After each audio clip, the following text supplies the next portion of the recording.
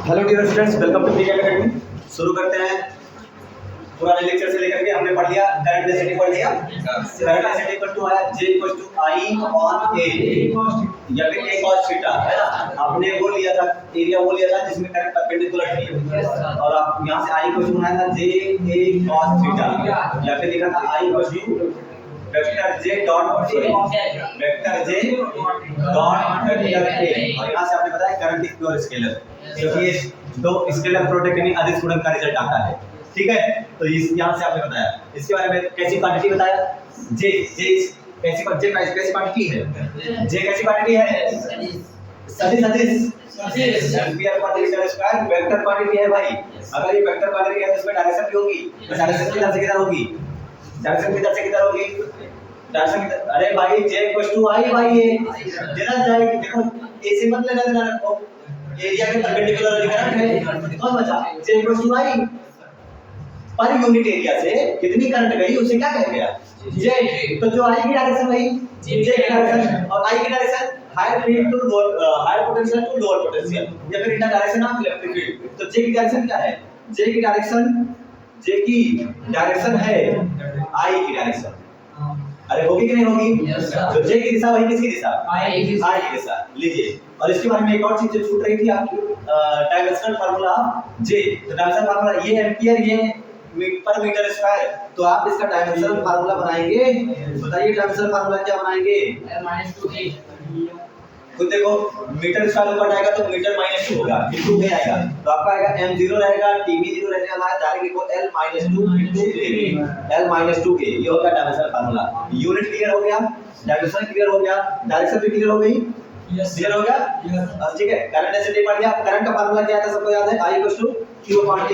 अब बहुत ही शानदार बात यहां से जो मैं आपको बताना चाहता हूं, वो ध्यान से देखिए। I Q upon T can also be written as I Q upon capital T।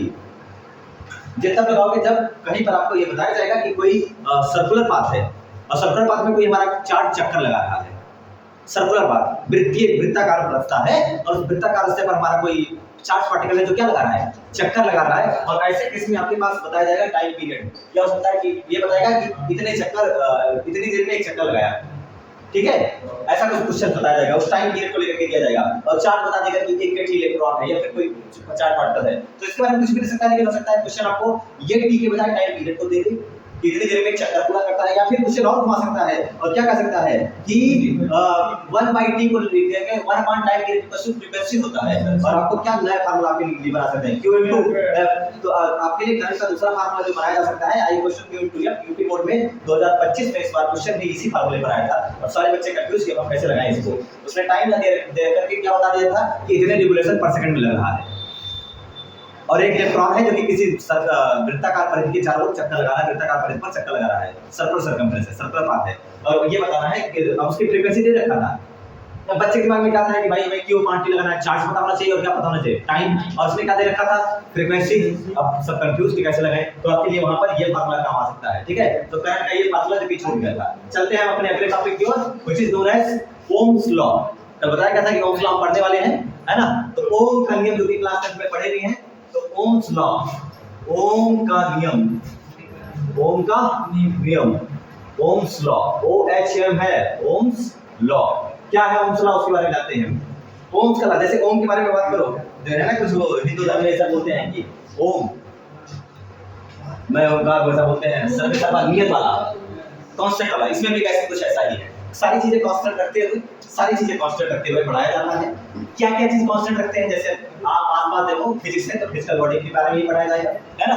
और इसमें क्या बताया गया, ओम्स लॉ में बताया गया, अगर आपके पास कोई कंडक्टर ले लिया, कोई कंडक्टर, कोई चालक, और उसकी सारी फिजिकल स्टेट्स, ताप, दाब, लंबाई, अनुप्रस्थ काट का क्षेत्रफल, सारी चीजें कांस्टेंट रखो, सारी चीजें कांस्टेंट रखो। फिर उसके बाद अगर इसको कंडक्टर को जो भी आप पोटेंशियल लगाओगे, ठीक है, उस पोटेंशियल को लगाने की वजह से, क्योंकि चालक के सिरों पे कोई चीज कंडक्टर ले लिया, इधर इधर पोटेंशियल बैटरी लगा दिया, तो इसमें करंट चलेगी नहीं चलेगी? अगर ये कंडक्टर है तो धार, अगर ये चालक है तो इसमें करंट चलेगी नहीं चलेगी? बैटरी लगाने पर चलेगी। और अगर धारा बैटरी लगाने पर चलेगी, तो ये बताया उन्होंने कि आप जितनी ज्यादा ताकत वाली बैटरी लगाओगे, पोटेंशियल डिफरेंस वाली जितनी ज्यादा बैटरी लगाओगे, उतने ही हिसाब से इसमें करंट फ्लो होगा। ठीक है, ऐसा नहीं है कि आप पोटेंशियल बढ़ाते जाओ और करंट कांस्टेंट रहे। आप जैसे जैसे पोटेंशियल बढ़ा दोगे उसी हिसाब से कौन बढ़ जाएगा, करंट बढ़ जाएगा। तो इसी हिसाब से जितना ज्यादा आप पोटेंशियल लगाएंगे उसी हिसाब से करंट बढ़ेगा। तो करंट जो है वो डायरेक्टली इस बात पे डिपेंड करती है कि पोटेंशियल डिफरेंस आपने कितना लगाया था। मोर वैल्यू ऑफ करंट, इसका मतलब ये हो गया कि पोटेंशियल आपने बहुत ज्यादा लगा रखा है। ठीक है, तो ओम्स लॉ क्या बताता है, ये कंप्लीट हो चुका। ठीक है, ये दिमाग में छप गया कि नहीं छप गया? करंट का नया formula I = Q upon T ही है, Q upon T ही है, बट आपके लिए दूसरे तरीके से घुमा के रख दिया गया। ठीक है, अब चलते हैं ओम्स लॉ। ओम्स लॉ में क्या बताया, अगर फिजिकल स्टेट्स भौतिक अवस्थाएं, फिजिकल स्टेट्स, अब फिजिकल स्टेट में ये सब थोड़ा सा वैसे ऐसे मत आना, जो हमें बाहर से देखने पर फिजिकल वर्ल्ड में क्या नजर आता है। किसी तार को देखो तो आपको क्या नजर आता है, उसकी लेंथ नजर आएगी, उसका कंट्रास्ट काट ऐसे नजर आएगा। तो इन सब चीजों को कांस्टेंट रखें और आसपास का सराउंडिंग का टेंपरेचर कांस्टेंट रखें, है कि नहीं है, और उसके ऊपर जो एटमॉस्फेरिक प्रेशर है उन सब चीजों को फिजिकल स्टेट का क्या हो जाएगा, टेंपरेचर, ताप, प्रेशर, दाब, लंबाई, लेंथ रख लें और अल्ट्रासाउंड का क्षेत्रफल। अगर इन सब चीजों को हम क्या रखें, कांस्टेंट रखें, नियत रखा जाए, तो आप जितना उस करंट उसमें जितना भी आप कंडक्टर में जितनी भी करंट पाएंगे वो पाओगे कि ये डायरेक्टली प्रोपोर्शनल टू है, किसके ऊपर डिपेंड कर रही है, पोटेंशियल डिफरेंस उस वायर के लिए। यानी अगर मैं वायर भी बनाऊं आपके लिए, ये देखो वायर भी, तो इसमें आपने इसको बैटरी से जोड़ा, ठीक है, तो बैटरी से जोड़ने के बाद ये पॉजिटिव या नेगेटिव इलेक्ट्रिक फील्ड ऐसे बन गई। तो इसमें जितनी भी करंट आने वाली है, जितनी भी आई जाने वाली है, वो डिपेंड करेगी आपने कितनी ताकत की बैटरी लगाई है। यानी ये हाई पोटेंशियल, ये लोअर पोटेंशियल, तो यहाँ पर आ जाएगा डेल्टा V, जो कि पोटेंशियल होगा, ये पोटेंशियल डिफरेंस होगा। चार्ज कब फ्लो होता है, जब पोटेंशियल पढ़ते हो या पोटेंशियल डिफरेंस पढ़ते हो? Potential difference. अगर पोटेंशियल डिफरेंस 0 होगा तो चार्ज फ्लो होगा भाई, जितनी ताकत यहाँ वही ताकत यहाँ, कोई दिक्कत नहीं है। लेकिन अगर ताकत कम ज्यादा, आपको बताया गया था what is the significance of potential, विभव का क्या महत्व है, तो विभव का वो महत्व है जो आवेश के प्रवाह होने की दिशा और दर दोनों निर्धारण करता है। जो rate of flow of charge and direction of flow of charge दोनों को डिसाइड करे, उसका नाम है पोटेंशियल, है कि नहीं है। और अगर यहाँ का पोटेंशियल ज्यादा है, यहाँ का पोटेंशियल कम, तो चार्ज सारे पॉजिटिव वाले उधर भागेंगे, नेगेटिव वाले इधर भागेंगे। तो इस हिसाब से उन्होंने बताया कि जो भी करंट है वो ये डिपेंड करती है कि आपने कितना पोटेंशियल डिफरेंस लगाया। अच्छा, अगर दोनों बराबर है, ठीक है, और अगर दोनों बराबर हो जाएंगे तो आप जितना चार्ज, भाई सम इक्विपोटेंशियल सरफेस वाला सवाल आ गया, और इक्विपोटेंशियल सरफेस पे चार्ज को चलाने में वर्क डन होता है कि नहीं होता है? नहीं होता है। No work done is done on equipotential surface if you want to move a charge. तो वहां पर कोई चार्ज मूव करना चाहो तो कोई दिक्कत नहीं है। डेल्टा V को मैं जनरली V लिख दे रहा हूं ताकि आप कंफ्यूज मत हो। V = यहां पर फार्मूला आता है I * R। एक कांस्टेंट आया कि नहीं आया? जहां R एक प्रोपोर्शनलिटी कांस्टेंट है, जिसे कहा जाता है ओम का कांस्टेंट, ओम का नियतांक। बट इसके लिए नाम रखा गया है, उस नाम को रखा गया है रेजिस्टेंस। इसे क्या कहा गया है? चालक का प्रतिरोध। ये है रेजिस्टेंस यानी प्रतिरोध है, रेजिस्टेंस ऑफ कंडक्टर जो आपने ले रखा है। यहां से क्या चीज पता चला, जितना ज्यादा बैटरी लगाओगे उसी हिसाब से कौन चीज बढ़ जाएगा, R या I। यहाँ पर देखो R = क्या हो जाएगा, क्या V/I = क्या हो जाएगा, R। तो अगर आप V बढ़ाओगे तो R बढ़ेगा, V बढ़ाओगे तो R बढ़ेगा, और I घटाओगे तो V R बढ़ेगा। यानी V बढ़ाओगे तो R बढ़ेगा और I घटाओगे तो R बढ़ेगा। अच्छा, बट आपने तो इसको कहा कि यहाँ पर जो कांस्टेंट है, प्रोपोर्शनलिटी कांस्टेंट है। अगर कांस्टेंट है तो कैसे नाच रहा है? V बढ़ाओगे तो V is directly proportional to I, या I is directly proportional to delta V। V बढ़ाओगे तो उसी हिसाब से I बढ़ेगा, और वो इस हिसाब से दोनों बढ़े, ये बढ़ा तो ये बढ़ा, एक दूसरे को एडजस्ट करेंगे। लेकिन ये क्या रहने वाला है, कांस्टेंट रहने वाला है। क्या R depends on potential? No. R depends on current. क्या R depends on types of material? हां, पदार्थ की प्रकृति पर आपने क्या ले रखा है, लोहे में करंट चला रहे हो कि कॉपर में चला रहे हो, क्या बात पे डिपेंड करता होगा। और क्या R को इस बात से भी लेना देना होगा कि तार कितना गर्म है कितना ठंडा है? सोच सकता ना, तार का टेंपरेचर ऑफ वायर भाई इस बात पे डिपेंड करेगा ना, क्योंकि जब आप देखते हो करंट जब चलने लगती है तो उसका हीट उसमें लगातार कोलिजन होती रहती है, तो हीट उसमें बनता रहता है। तो क्या उस बात पे ये भी डिपेंड करेगा कि R डिपेंड्स ऑन 2 फैक्टर्स। कौन सा? पोटेंशियल और current. R depends on 2 factor, potential and current. Potential बढ़ाओगे तो R कांस्टेंट रहेगा, क्या बढ़ जाएगा, I बढ़ जाएगा। ये देखो ऊपर लिखा हुआ है। तो ओम का नियम समझ में आया क्या चीज है? ओम का नियम क्या कहता है, तार लो, तार के किनारे बैटरी लगाओ, बढ़ाओ पोटेंशियल, बढ़ेगी धारा, बढ़ाओ पोटेंशियल, बढ़ेगी खत्म। तो एक चीज कांस्टेंट रहेगा, पोटेंशियल बटे धारा बराबर आर। ये नहीं, ये विचलित नहीं होने वाला, ये कांस्टेंट रहने वाला है।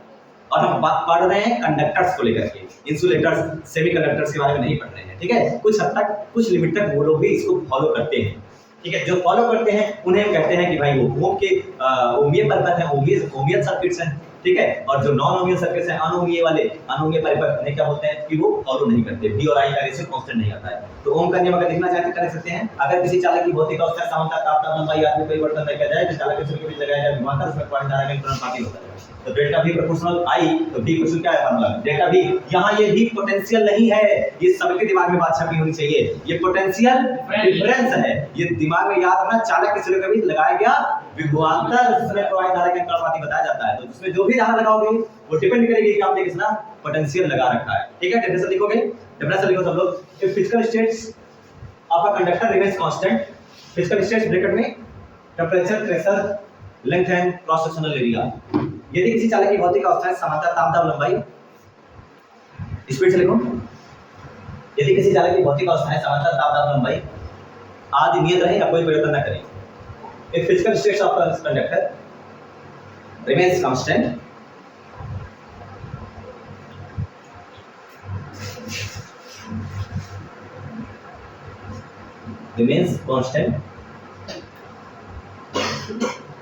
यदि किसी चालक के सिर पे लगाया जाए, सॉरी, यदि किसी चालक की भौतिक अवस्था, सामर्थ्य, तापमान, लंबाई आदि कोई परिवर्तन न करे तो चालक में प्रवाहित धारा, तो चालक में प्रवाहित धारा चालक के सिरों के बीच लगाए गए विभवांतर पर निर्भर करती है। चालक में प्रवाहित धारा चालक के सिरों के बीच लगाई गई धारा पर निर्भर कर, सॉरी, लगाए गए विभवांतर पर निर्भर करती है। करेगा if physical states of a conductor remains constant, then current flow in conductor is directly proportional to चालक की प्रवाहित धारा चालक के सिरों के बीच लगाए गए विभवांतर की अनुपाती होती है। Voltage, the current flow in conductor is directly proportional to potential difference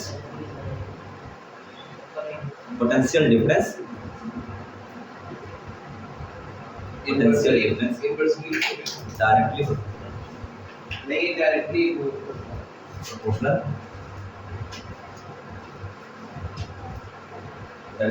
to potential difference, directly proportional to potential difference। हम लोग देखो delta v proportional I, v equals to ir, where r is the proportionality constant, जहां r एक अनुपाती निर्धारक है जिसे चालक का प्रतिरोध कहते हैं, जिसे चालक का प्रतिरोध कहते हैं। where r is proportionality constant which is known as resistance of conductor, जिसे चालक का प्रतिरोध कहते हैं।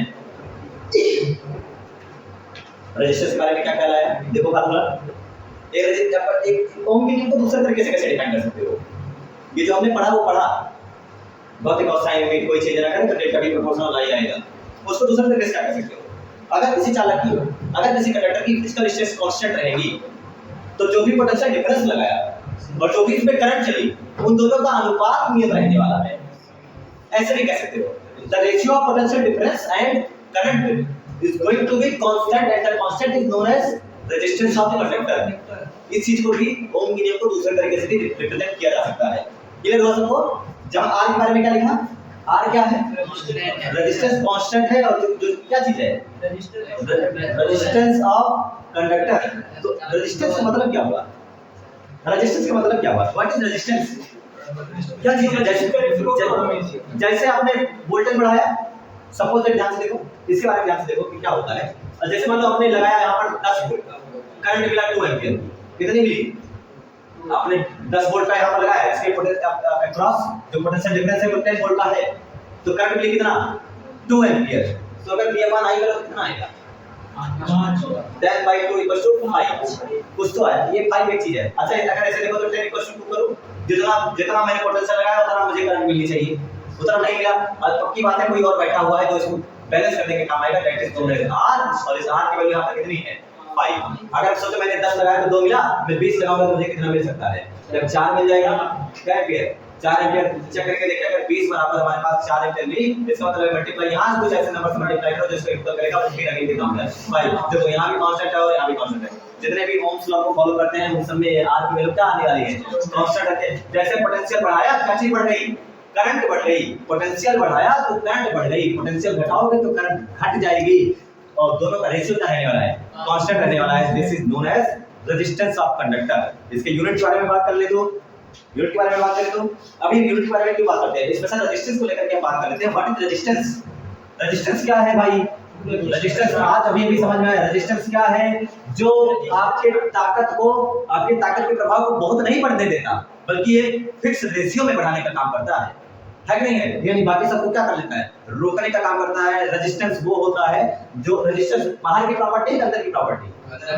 ऐसे देखकर बता सकते हो कि इसका रेजिस्टेंस कितना? नहीं, सबसे पहले तो resistance is the intrinsic property of a conductor. कोई आंतरिक लक्षण है जो क्या बताती है? रेजिस्टेंस से बताती है अगर आप उसमें कोई चार्ज फ्लो कराना चाहते हो तो ये ताकत उसको रेजिस्ट करेगी, विरोध करेगी, अपोजिशन में खड़ी रहेगी कि नहीं हम जाने नहीं देंगे। लेकिन फिर भी अगर आप इलेक्ट्रिक फील्ड लगाए रहते हैं तो लगातार धक्का देकर के उधर चला जाता है। बात समझ आ रही है?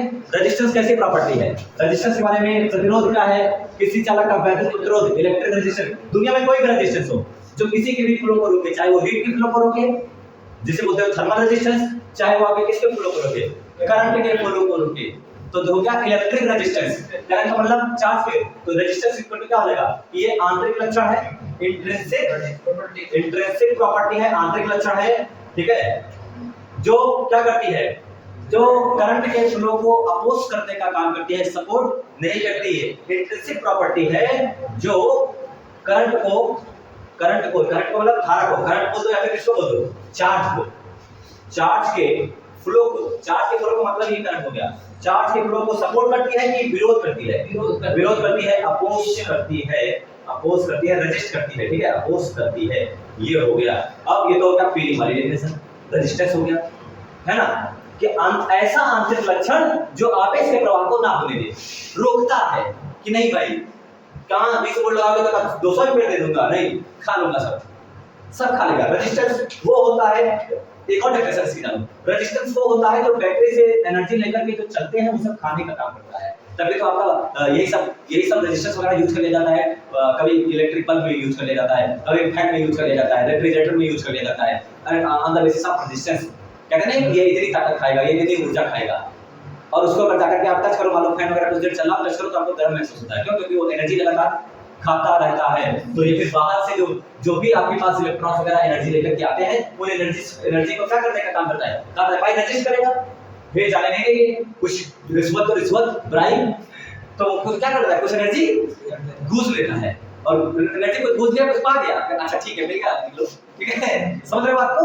और वो जो एनर्जी घूस लेता है उसका हजम नहीं होती, इसीलिए क्या हो जाता है? इसीलिए वो उसके अंदर हीट का फ्लो, हीट भी अंदर जमा होने लगती है, हीट बढ़ने लगता है। मतलब कहते हैं कि वो क्या बोलते हैं उसको, बेड का मतलब फालतू का ना खाओ। वो बेचारे अपना एनर्जी किसी बैटरी से लेकर के आ रहे हैं, खुश होकर के आगे जो हम चलाएंगे चलेगा भी। और ये चलेगा कैसे? जो बैटरी से एनर्जी मिलेगी उस एनर्जी को यहाँ पर वो खर्चा करेगा, उसके बाद फिर घूम के यहाँ आएगा, फिर बैटरी से एनर्जी लेगा, फिर ये काम करेगा, ठीक है। ये लगातार सर्किट चलती रहती है। तो रेजिस्टेंस क्या काम करता है? जो आपके फ्री इलेक्ट्रॉन्स की जो चार्ज की क्या खाता है? एनर्जी खाता है। तो दूसरी डेफिनेशन क्या लिख सकते हैं उसके बारे में? रेजिस्टेंस वो प्रॉपर्टी है, इंट्रिंसिक प्रॉपर्टी है भाई, वो प्रॉपर्टी है जो, और क्या लिख सकते हो, जो चार्जेस की एनर्जी खाता है, कंज्यूम करता है। ये मत हीट वाला नहीं है, ठीक है। अब इसके बारे में डेफिनेशन क्या लिखा जाएगा? अब घूम के फिर से यहाँ पर आते हैं और बनाते हैं definition bye Ohm's law. What is resistance? अब रेजिस्टेंस सब लोग क्या बता सकते हो? पहले दो दोनों बातें, ठीक है, जो एनर्जी खाने का काम करे, और दूसरा आप बताएंगे डेफिनेशन कि द रेशियो ऑफ किसका अनुपात? Potential difference and electric current, विद्युत विभवांतर तथा धारा के अनुपात को चालक का प्रतिरोध कहा जाता है। R इक्वल टू फार्मूला बनेगा V अपॉन I, इसको घुमा करके इधर लिख दोगे और आपके लिए R का फार्मूला बनके तैयार है, इतनी देर से लिखा हुआ है R equal to V upon I, और आपके लिए हो गया। डेफिनेशन लिखोगे, the ratio of potential difference and electric current is known as resistance of conductor. The ratio of potential difference and current is known as resistance of the conductor। विभवांतर तथा धारा के अनुपात को चालक का प्रतिरोध कहते हैं। विभवांतर तथा धारा के अनुपात को चालक का प्रतिरोध कहते हैं। यूनिट बनाओ, यूनिट बनाओ, नहीं बनाई, वोल्ट बटा सेकंड, वोल्ट पर एम्पियर, वोल्ट पर एम्पियर, वेरी गुड। और क्या डायमेंशन भी निकाल सकते हो? डायमेंशन थोड़ी देर में निकालेंगे, बट यूनिट जो आपने बताया, क्या नाम बताया यूनिट का? वोल्ट पर एम्पियर। तो वोल्ट पर एम्पियर इसे कहते हैं। आप भी स्लैश कर सकते हो, है कि नहीं है? अच्छा जैसे देखो, वोल्ट किसका यूनिट है? पोटेंशियल डिफरेंस का है ना, पोटेंशियल का। उसका जूल पर कूलम आता है, लेकिन जानबूझ के वोल्ट बनाया। कूलम पर सेकंड आता है, जानबूझ के एम्पियर बनाया। तो वोल्ट पर एम्पियर है तो जानबूझ के ओम बनाओ। क्या बना लो? इसके लिए भी एक एसआई यूनिट बना लो, यूनिवर्सल यूनिट बना लो। और इसे क्या कहा गया है इसके लिए? और एसआई यूनिट आपका याद रखिए, OOHM। जो नाम वही यूनिट, जो नाम वही यूनिट। सिंबल होगा ओमेगा। सिंबल क्या होगा? ओमेगा। ये वाला ओमेगा 10th में पढ़ा है तुम लोगों ने क्या? ये हेडफोन वाला ओमेगा, ये वाला ऑक्टोपस हेडफोन है ना, हेडफोन ऐसे ही बन जाता है। ये ऑक्टोपस वाला है, जो भी बोलो आप, ये वाला ओमेगा। R का स्पेशल यूनिट है डिस ओमेगा। ये ओमेगा नजर आए, कहीं का 200 बगल ये नजर आए, समझ लो रेजिस्टेंस की बात हो रही है। जो इंट्रिंसिक प्रॉपर्टी है, जो चार्ज के फ्लो को रोकता है, तो एनर्जी, चार्जेस की एनर्जी को खाता है। ठीक है, तो ये हो गया ओम। क्लियर हो गया? डायमेंशन भी बना सकते हो। डायमेंशन क्या हो जाएगा? वोल्ट पर एम्पियर। वोल्ट की सबको आनी चाहिए, अगर वोल्ट की होगी तो एम्पियर। तो ये डायमेंशनल फार्मूला आपके लिए टास्क होगा कि आप लोग ये बना लीजिएगा। उसके आगे चलते हैं। रेजिस्टेंस हो गया। अच्छा एक चीज ध्यान से देखो, रेजिस्टेंस क्या है? रुकावट। Resistance is also known as रुकावट फॉर द चार्ज कैरियर्स। जो आवेश को लेकर के चल रहे हैं, जो भी करंट। रेजिस्टेंस रुकावट है कि चलावट है बेटा? रेजिस्टेंस इज रुकावट। रजिस्ट करता कहते हैं सर, वो रजिस्ट करते हैं, है ना, अपोज करते हैं। अपोजिशन। रेजिस्टेंस इज रुकावट फॉर द चार्जेस। ठीक है, तो अगर एक रुकावट होगा। अच्छा ऐसा करो, एक एग्जांपल के लिए मैं आपसे कहूं कि एक पटरा प्लैंक लो तख्ता, और उस तख्ते के ऊपर में कीली थड़ दो सब। ठीक है, पूरा एकदम कीली बिछा दो, जैसे कंघी होती है, कॉम देखा है? तो वो पूरी कंघी कर लो ऐसे। ये प्लैंक बना लो और इस प्लैंक में खूब कीली लगा दो ऐसे ऐसे, तो कई सारी कीली। अब आप देखोगे, अब उसको कीली वाला जो नोक हिस्सा है, ठीक है, जो भी आपने ये भी इसमें ले रखा है, इनको सब ऐसे करो और आपको कहूँ मैं इस पे चलो, आपको तकलीफ होगी, है ना? कई सारी कीलें लगा रखा मैंने, बहुत सारी कीलें खड़ रखी है उसमें। अब बताओ, क्या उस पे चलने में आपको वो रुकावट महसूस कराएगा या चलावट? रुकावट, क्योंकि सब कीली ऊपर ही है। This is known as resistance for humans. Speed breakers, resistance for humans, वो हमारी स्पीड को कम करने का काम करते हैं। These are resistance. Traffic, crowd, भीड़, this is also a part of resistance. हम अपने डेली लाइफ में रेजिस्टेंस देखते नहीं देखते हैं? ऐसे ही चार्ज कैरियर्स भी हैं, वो भी तो आखिर इंसान ही है तो उनको भी रुकावट मिलती है। अच्छा सोचो, आपने जो तख्ते में कीली लगाई थी, अब जो सारी कीली ऐसे थी ना, ऐसे ऐसे सब कीली ऊपर होती है ऐसे, और आप इस पे खड़े हुए, बहुत तकलीफ हुआ, सब मर गए। मैंने पलट दिया, रुकावट को पलट दिया। अब बताओ क्या एकदम फ्लैट हो गया? चलना आसान या कठिन? रुकावट का उल्टा चलावट, रुकावट का उल्टा रेजिस्टेंस का उल्टा चालकत्व। रेजिस्टिविटी का रेजिस्टेंस का उल्टा कंडक्टेंस। कंडक्टर मतलब चलना, कंडक्टर मतलब चालक, है ना? तो अगर रेजिस्टेंस, जैसे अभी मैंने देखा कि उस प्लैंक को उल्टा, तो सर उस पे चलने के लायक हो गए। ब्रेकर हटा दिया जाए तो दौड़ेंगे हम, क्राउड हटा दिया जाए दौड़ेंगे। उसी हिसाब से अगर रेजिस्टेंस को रिवर्स कर दो, इनवर्स ऑफ रेजिस्टेंस, तो क्या आप उसे रुकावट कहेंगे कि चलावट? तो चलावट इज नोन एज चालकत्व। इन प्योर हिंदी और इंग्लिश में कहा जाता है कंडक्टिविटी नहीं कहते, कंडक्टेंस कहा जाता है। तो कंडक्टेंस अगला आपका टॉपिक क्या है? कंडक्टेंस। कंडक्टेंस का मतलब क्या हो गया? चालावट, जिसे आप चालकत्व कहते हो। और चालकत्व के बारे में क्या ख्याल आया? रेजिस्टेंस ही या रेजिस्टेंस का उल्टा? Inverse of electric resistance. वैद्युत चालक के व्युत्क्रम वैद्युत प्रतिरोध के व्युत्क्रम को, इनवर्स ऑफ वैद्युत प्रतिरोध के व्युत्क्रम को, इनवर्स ऑफ आर वैद्युत प्रतिरोध के व्युत्क्रम को चालकत्व कहते हैं। वैद्युत प्रतिरोध के व्युत्क्रम को चालकत्व कहते हैं। फार्मूला क्या लिखोगे? पहले तो सिंबल लिख लो। सिंबल जनरली इसके लिए कोई सिंबल नहीं बनाया जाता, बट आप जी लिख दो, ठीक है? जी इक्वल टू क्या हो जाएगा? हमने कहा सर रुकावट का उल्टा यानी 1/r। तो लीजिए आपके लिए चलावट का फार्मूला आ गया जो चलने में मदद करे।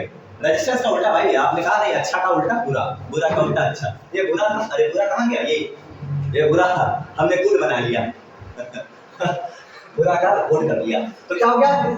कंडक्टेंस है ये चालकत्व। हिंदी में नाम लिखा जाएगा जी।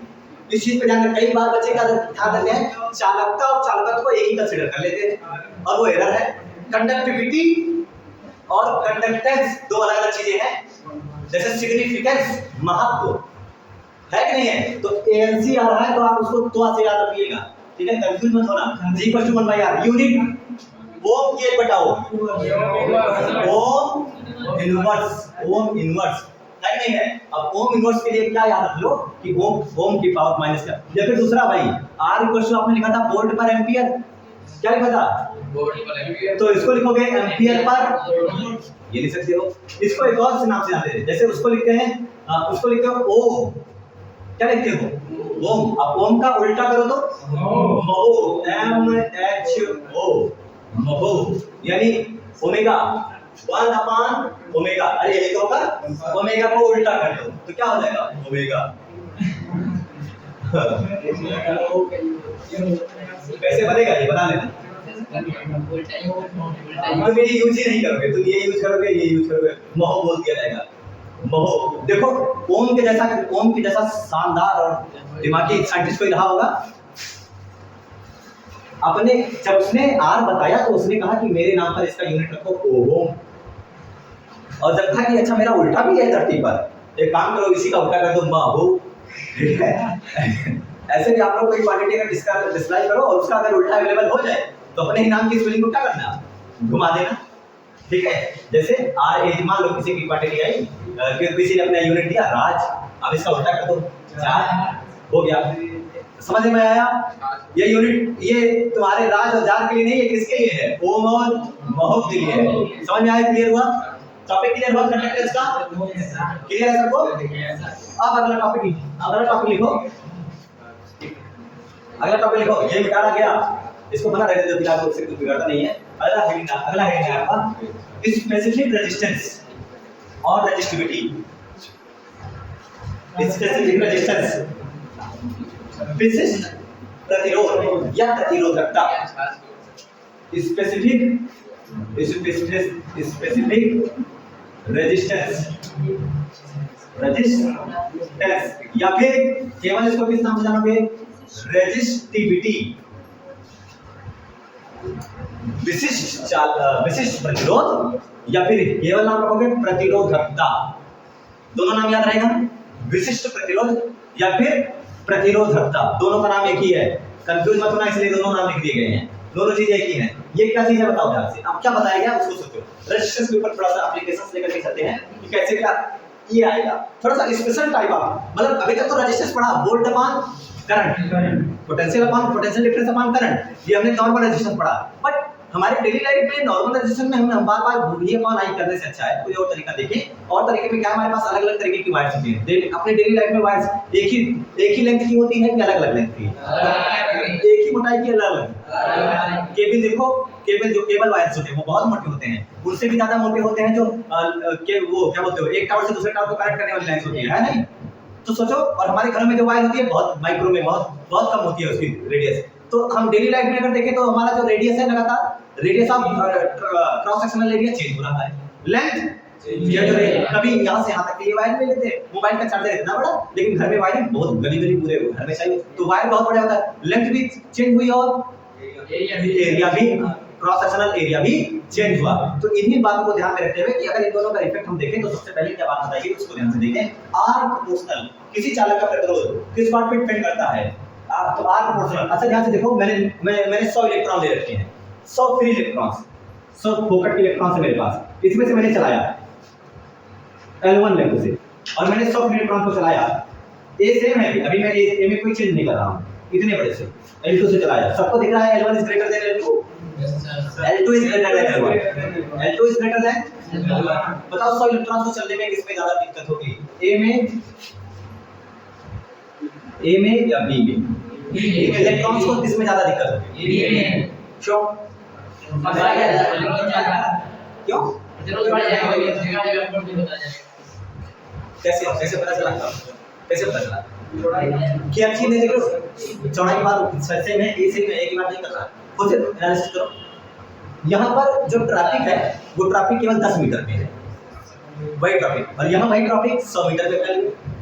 अब सोचो 10 मीटर का ट्रैफिक, तुरंत उसके बाद आजादी, तुरंत उड़ गया, और लगातार 100 मीटर तक ट्रैफिक, धक्का मुक्की भीड़ लगा रहेगा, नहीं लगा रहेगा?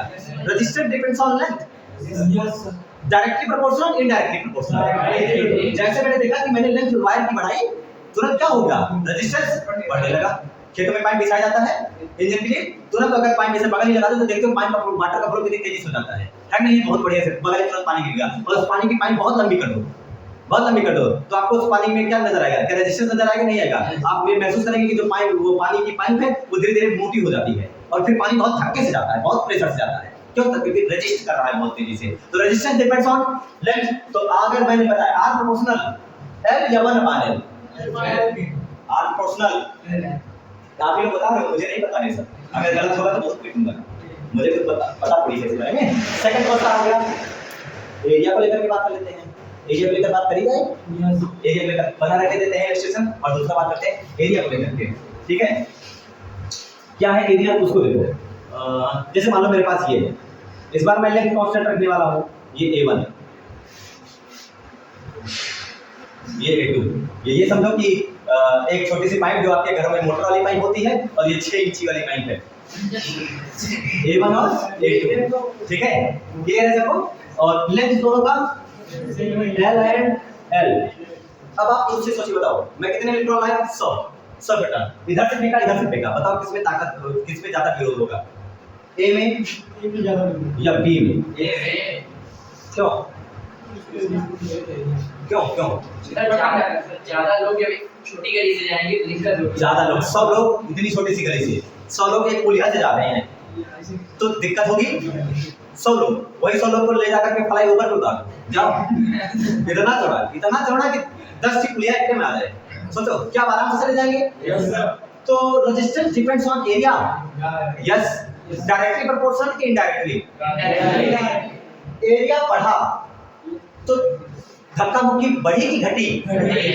एरिया बढ़ाने पर अब इतना बड़ा एरिया कर दिया तो अब रेजिस्टेंस कम हुआ। मोटर की पाइप लेना, घर पे जाकर के एग्जांपल करना, और पानी जब उसमें से निकल रहा हो तो आप क्या करना, उसके आगे के एरिया को कम करना। आगे के एरिया को क्या करोगे?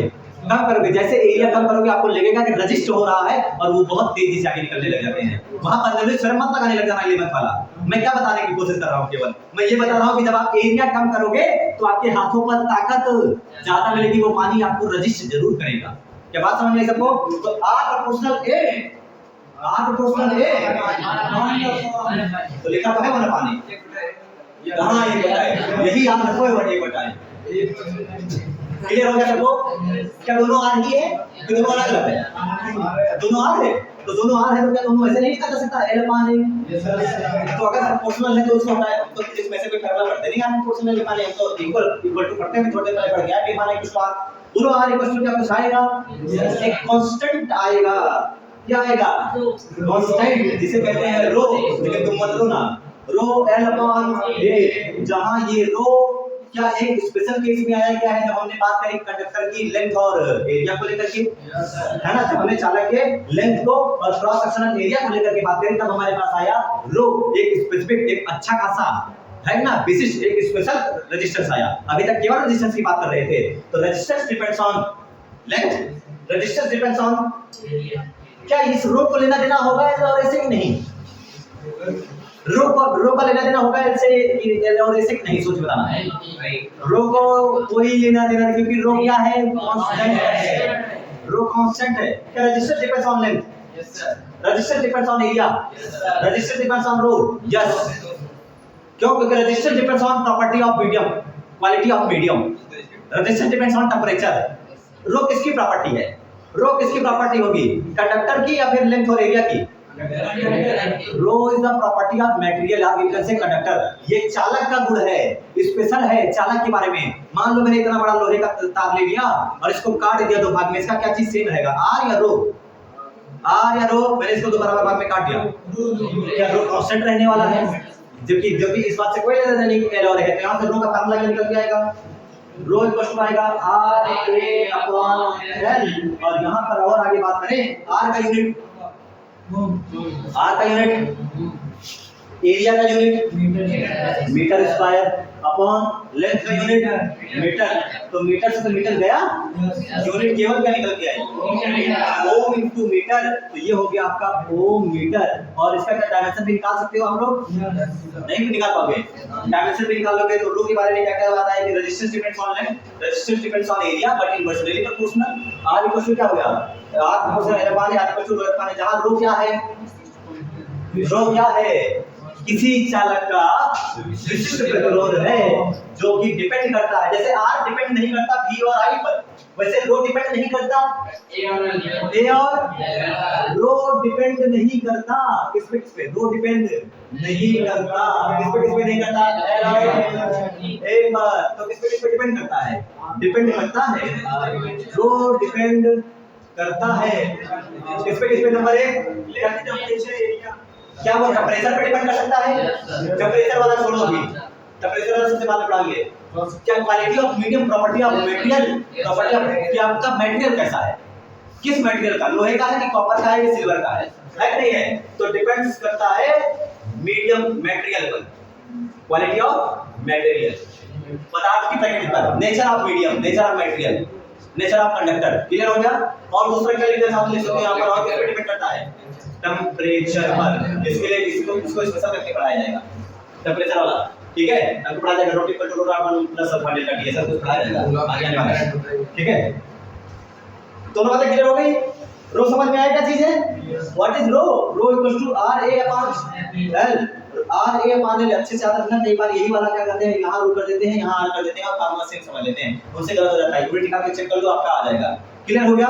अच्छा ये कैसा प्रतिरोध है, ये नॉर्मल रेजिस्टेंस है या स्पेशल रेजिस्टेंस है, स्पेशल रेजिस्टेंस है। तो अच्छा रेजिस्टेंस के लिए हमने रुकावट के लिए पढ़ा चलावट, क्या ये विशिष्ट प्रतिरोध है, क्या ये विशेष रुकावट है, तो विशेष रुकावट के लिए क्या विशेष चलावट नहीं आनी चाहिए, विशेष चलावट आनी चाहिए, जिस चीज को अब कहा जाएगा चालकता, आपने इससे पहले चालकत्व तो पढ़ा है, अब इसे कहोगे कंडक्टिविटी, इसे क्या कहोगे, कंडक्टिविटी के नाम से जाना जाएगा। और ये कंडक्टिविटी किसका उल्टा हो सकती है,